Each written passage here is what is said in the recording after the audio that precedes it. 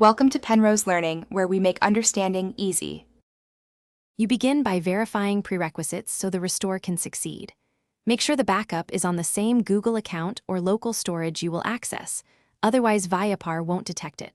Once done, confirm your phone number and Vyapar profile match the backup. Also, free up storage and connect to reliable Wi-Fi to avoid interruptions. Now open Vyapar and tap the restore prompt when it appears. This first step tells the app where to look. You now follow the main restore flow to bring data back. When Vyapar lists available backups, pick the correct timestamp and press restore because the latest file may not be the one you need. Make sure you grant storage permissions so the app can read the file. Denying stops the process.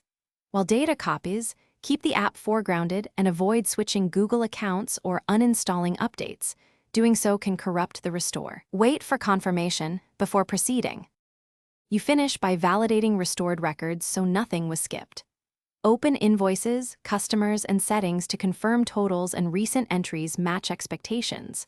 If items are missing, try restoring an older backup or rerun the restore after toggling permissions. Sometimes the first pass misses files. If errors persist, clear Vyapar cache, reboot the device and attempt restore again, and if that fails, contact Vyapar support with the backup. Thanks for watching. If this was helpful, leave a like and consider subscribing. See you next time.